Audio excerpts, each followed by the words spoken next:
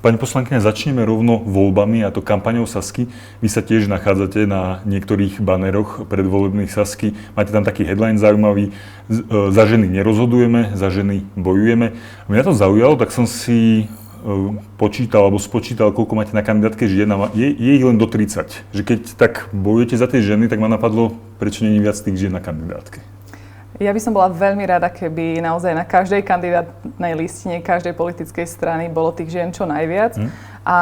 Ale pozerám sa na to z iného uhla pohľadu, pretože ja sa naozaj snažím vytrvalo zlepšiť podmienky, najmä pre mladé ženy v politike tak, aby to prostredie bolo pre nich priaznivé, aby dokázali zladiť ten politický život s rodinným životom, keďže sama som príkladom toho, že v 21. storočí v roku 2023 jednoducho nie je možné, aby poslankyňa matka išla na materskú dovolenku a doslova aj v deň pôrodu sa jej to ráta ako absencia v parlamente. Takže máme ešte čo dobiehať, aby sme sa dorovnali tým krajinám, v ktorých je tých žien v parlamente oveľa viac, a to aj vďaka tomu, že to politické prostredie je ústretové k ženám. Toto je taká moja dlhodobá snaha a verím, že keď zlepšíme podmienky pre ženy nielen v politike, ale aj v spoločnosti, tak sa to odrazí nielen na kandidátkach, ale aj na tom zastúpení žien v našom zastupiteľskom orgáne. Určite chcem ešte otvoriť tému vaše rodičovstvo, ako ste ho sklbili s vašou parlamentnou ako praxou alebo kariérou. Ale mňa ešte zaujíma stále tá kandidátka, napríklad PSK, oni to tak nejako rozdelili, že 50-50. Že či ste nerozmýšľali aj v Saske práve, že to takto, lebo naozaj 30 žien zase nie je až tak veľa na kandidátke. S tým súhlasím. Naozaj na kandidátnu listinu mal možnosť dostať sa každý, kto je členom strany. Ja vnímam, že možno ten ekonomický program strany SAS a ten dôraz naň nebol prvou vlajkovou loďou žien, keď sa obzerali, že do ktorej politickej strany vstúpiť. Ale som veľmi rada, Prečo podľa vás? Myslím si, že témy, ktoré prirodzene ženám rezonujú v politike, sú častokrát témy, ktoré sa aj prakticky dotýkajú vlastne ich fáz života. A pre mňa osobne je to tiež inšpirácia, to, čo žijem, to sa snažím prenášať aj do politiky. Čiže tá rodinná politika, sociálna politika, to je niečo, čo mne pripadá veľmi kľúčové, ale to neznamená, že tam popredné ekonómky v strane SAS nie sú. Veď pozrime sa napríklad na pani Kišovu. Ale prirodzene v tomto... Tak tá sa vrátila, ale v podstate po roku 2020, keď odišla zo strany. Ale prirodzene ženy inklinujú k témam, ktoré si myslím, že sa Saska snaží teraz dávať do popredia, a s tým súvisí aj môj príchod do Sasky. Mojou hlavnou agendou sú práva detí, práva žien, práva rodín, a to, že mi Saska dala ponuku byť ich súčasťou, byť na ich kandidátnej listine, byť v ich poslaneckom klube, bez ohľadu na to, či som alebo nie som členom Sasky, to je pre mňa taká prvá signálna, že o túto oblasť práv a o túto oblasť politiky majú veľký záujem a chcú v nej posilniť svoje rady. Veď nakoniec nie som to len ja, ktorá sa téme ženských práv a práv detí v Saske venuje, ale veľmi silnou posilou v tomto vnímam aj Máriu Kolíkovú, ktorá za jednu zo svojich hlavných tém považuje zvýšenie právnej ochrany žien, na ktorých sa páchalo násilie, ale celkovo rodovo podmieneného násilia v každom druhu. Čiže toto sú témy, ktoré Saska chcela intenzívnejšie pokryť, vníma ich ako svoju prioritu, a s tým súvisia aj príchody nových tvári, ktorých som súčasťou. Vy ste to teraz naznačili, Saska teda není taký, že výlučne pánsky klub. Vy sa tam cítite ako žena dostatočne vypočutá? Samozrejme. Ja musím povedať, že v tomto som príjemne prekvapená stranou SAS, lebo ja som do nej vstúpila v podstate uprostred toho volebného obdobia. Nemala som nejaké náhľady dovnútra fungovania, nezakladala som tú stranu, nebola som jej členkou, ako to bolo v predchádzajúcej politickej strane, kde som pôsobila v strane Za ľudí.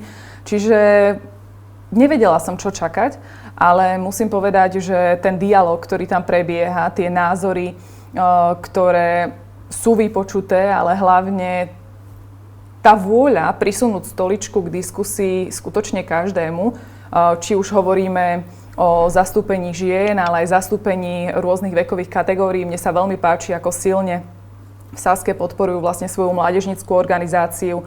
Na aké vysoké miesto dali šéfa svojej mládežníckej... Pána Kunu, ten je myslím na 25-ke teraz? Áno, svoje mládežníckej organizácie.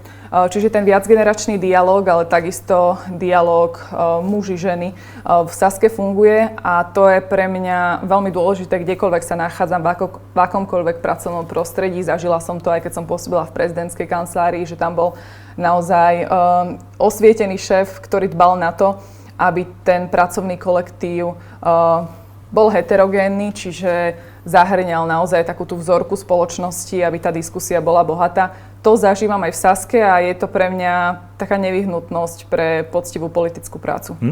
Sama ste to teraz povedali, v strane ešte nerozmýšľate o vstupe do Saske? Momentálne nerozmýšľam o vstupe do politickej strany a to z toho titulu, že som zakladala stranu Za ľudí. Ste obozretná trošku v tomto smere? Nie je to o obozretnosti, ale je to skôr o takom ľudskom sklamaní. Vynaložila som veľmi veľa úsilia, času, snahy a pre mňa tak najpodstatnejšia ideálov do strany Za ľudí. Chodila som po námestiach okresných miest a zbierala podpisy, aby táto strana mohla vzniknúť. Naozaj bola to pre mňa veľmi úprimná snaha priniesť subjekt, ktorý by absolútne odrážal hodnoty, s ktorými sa stotožňujem. A tento projekt nebol úspešný. Mala som pocit, že ho uniesla Veronika Remišová. Ten stále ešte existuje, ten projekt, len je na kandidátke Olano? Presne tak, ale v podstate v ňom ostala už len Veronika Remišová a všetci ostatní odišli. Dokonca aj tí, ktorí jej chvíľu držali chrbát, tak dnes už majú inú politickú príslušnosť, čiže to o veľa veciach tej strane vypovedá. Myslíte napríklad Juraja Šeligu, pani Žitňansku, ktorí sú v demokratoch, alebo niekoho iného? Áno, mám na mysli aj pána Šeligu, pani Žitňansku, ale aj ľudí v rámci strany Za ľudí, ktorí sa ocitli na kandidátke Oľano, ale v konečnom dôsledku za menom nemali napísané Za ľudí, ale Oľano, čiže to už by som nerada prechádzala do detailov, ale je to prinajmenšom výpovedné, keď v strane ostane už len predseda a vlastne všetci ostatní z tej strany odídu, že to riadenie nebolo založené na dialógu, ale skôr na nejakej vlastnej predstave a siláckom presadzovaní svojich predstav o živote. Takto kolektívna práca nefunguje.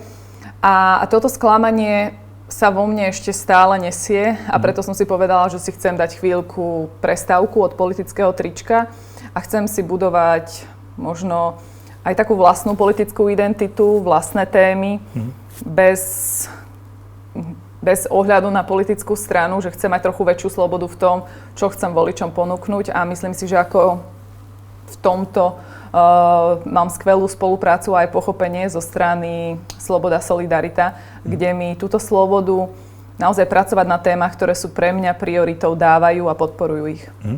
Tému strany Za ľudí som paradoxne mal ako poslednú, ktorú som chcel otvoriť, ale vy ste už otvorili. Aká bola pani Remišová šéfka? Vy ste to naznačili, že tam je nejaké sklamanie, ale ako to vyzeralo v strane? Dalo sa diskutovať, nedalo? Vy ste už niečo naznačili, napríklad v porovnaní so Saskou teraz. Ja by som nerada komentovala to, čo bolo v strane Za ľudí, lebo pre mňa je to už taká uzavretá vec, ale možno na ilustráciu celého toho... No, ako ste povedali, naozaj kus života ste venovali tej strane? Na ilustráciu toho, čo rozdelilo vlastne pani Remišovu od zvyšku strany, od zvyšku osobnosti strany. To bolo také jedno vyhlásenie za okrúhlym stolom v strane Za ľudí, keď sa lámal chlieb a naozaj sme v strane Za ľudí tlačili na to, aby Igor Matovič nebol premiérom, aby vlastne sa naši ministri vzdali tých svojich ministerských kresiel v snahe vytvoriť na neho tlak, aby odstúpil z premiérskej stoličky. No a vtedy Veronika Remišová sa nechala počuť, že aj keby celá strana odstúpila, tak ona z tej ministerskej stoličky neodíde. A vtedy som pochopila, že toto je človek, ktorý v prvom rade myslí na seba a nie na záujmy politickej strany.